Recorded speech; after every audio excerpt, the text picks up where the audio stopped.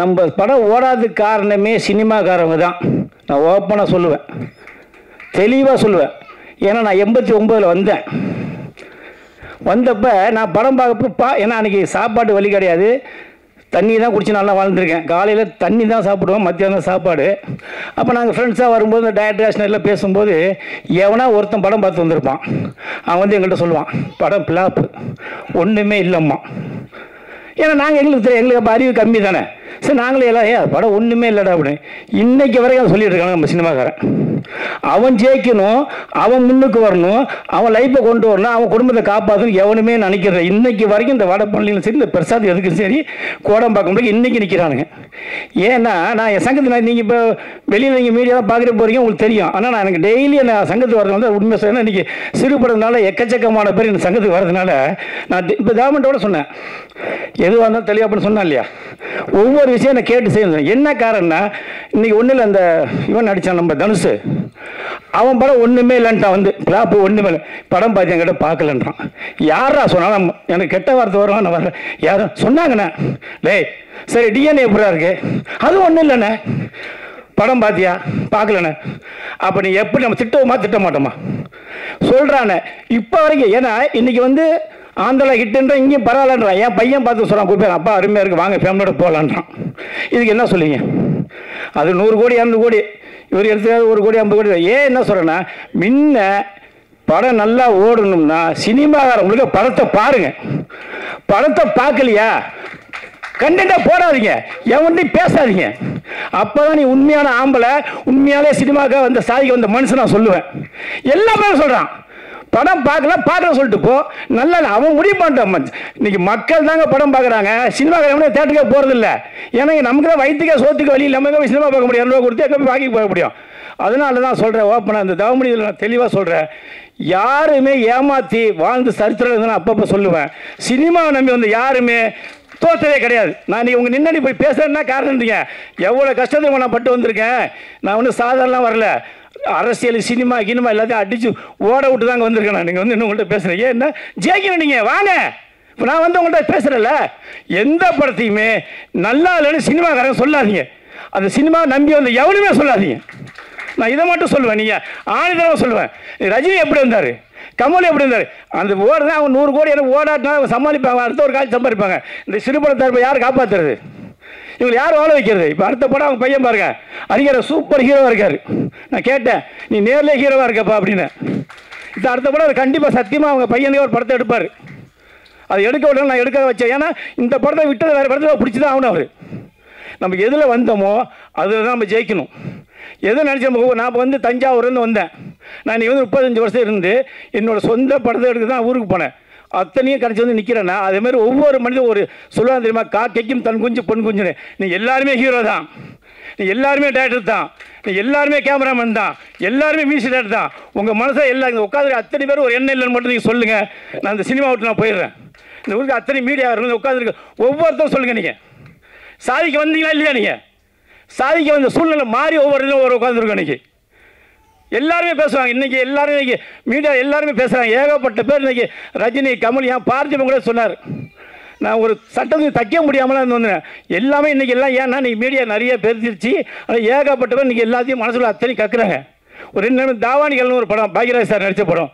நீங்கள் தயவு செய்து சினிமாவில் மீண்டும் சாதிக்கணும்னா தாவாணிகள்ங்கிற ஒரு படத்தை பாருங்கள், சிவாஜி சார் நடிச்சிருப்பார். ஏன்னா எல்லாருமே கஷ்டப்பட்டு தான், என்ன பிச்சை ஒன்று தான் எடுக்கல சினிமாவில் நம்ம வந்து பாக்கி எல்லா வேலையும் பார்த்தாச்சு.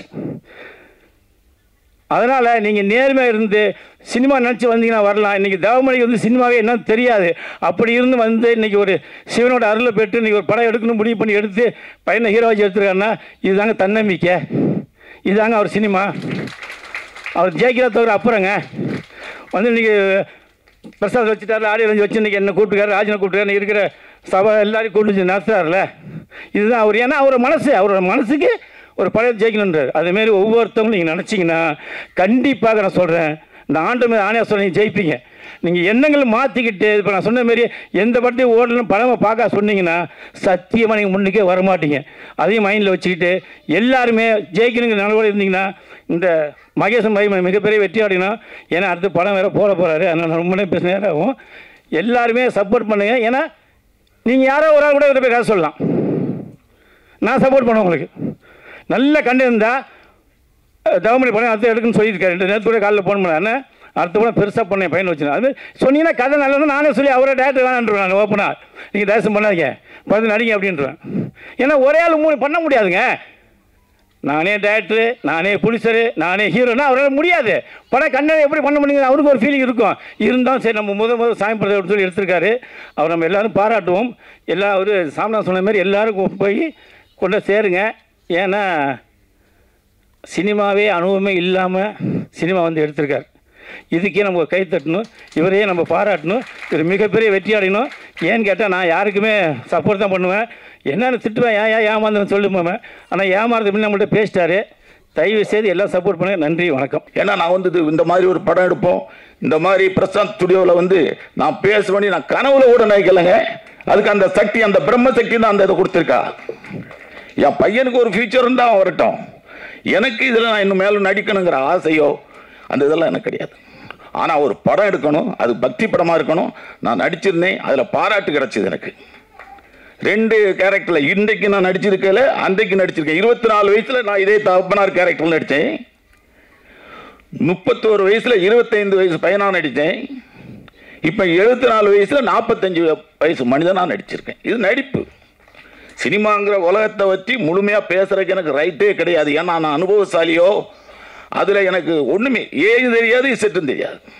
A to Z தெரிஞ்சவங்களாம் இருக்காங்க, பெரிய பெரிய ஆட்கள் இருக்காங்க. ராஜன் சார் எவ்வளோ பெரிய ஆள், எத்தனை படம் தயாரிச்சிருக்காங்க, எல்லா நடிகரும் அவங்களுக்கு தெரியும். நான் இன்றைக்கு இந்த மேடையில் அவங்க முன்னாடி பேசுறதுக்கு எனக்கு ஒரு வாய்ப்பு கிடைச்சது. அந்த பிரம்மசக்தி அம்மாளுக்கும் அந்த சிவபெருமானுக்கு தான் நான் நன்றி சார். இப்படி நான் ஒரு மேடையில் என்ன பேசுவேன் நான் எதிர்பார்க்கவும் இல்லை. அந்த ஒரு சூழ்நிலையை உருவாக்கி கொடுத்தது அந்த தெய்வங்கள் தான். ஆனால் கோயிலுக்கு நிறைய செஞ்சுருக்கேன், நிறைய போவேன். என் குடும்பங்களுக்கு தெரியும், என்னை சார்ந்தவர்களுக்கு தெரியும். அதை நான் என்ன ஒன்று நாங்கள் சொல்கிறதுக்கு நான் விரும்பவும் இல்லை.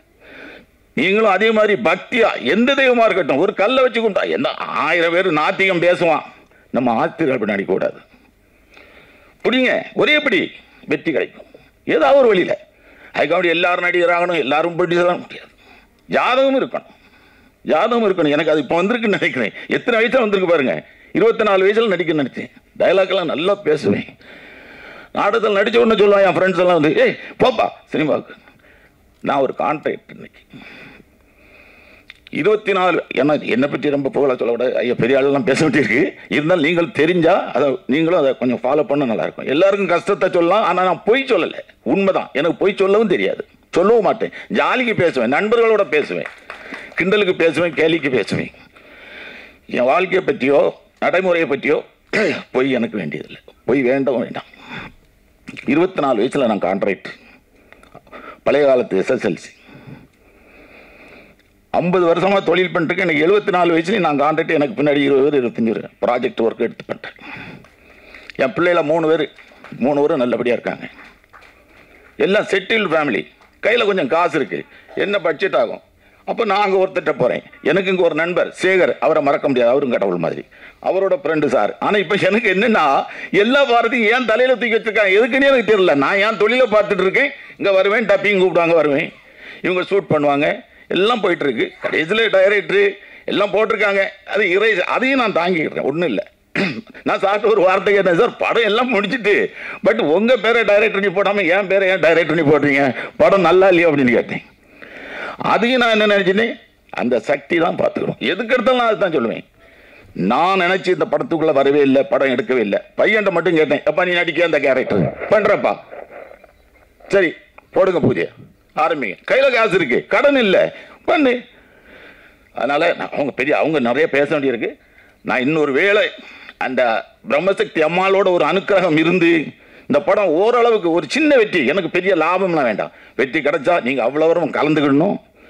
இதே மாதிரி பிரசாத் ஸ்டுடியோவில் நம்ம சக்தி முருகனை வச்சு நான் ஒரு மேடை போட்டு இன்னொரு 1/2 மணி நேரம் நான் டைம் கேட்டு பேசுவேன், நீங்கள் எல்லாம் கேட்கணும். அப்போ இன்னும் உணர்ச்சி பூர்வமாக இருக்குன்னு சொல்லி இப்போ ராஜன் சார் முன்னாடியும் அன்பு செல்வன் சார் முன்னாடியும் இருந்து நான் அந்த பேசுகிற வாய்ப்பு கிடைத்ததுக்கு மிக பெரிய நன்றி அந்த இறைவனுக்கு சொல்லி விடைபெறுகிறேன். நன்றி, வணக்கம்.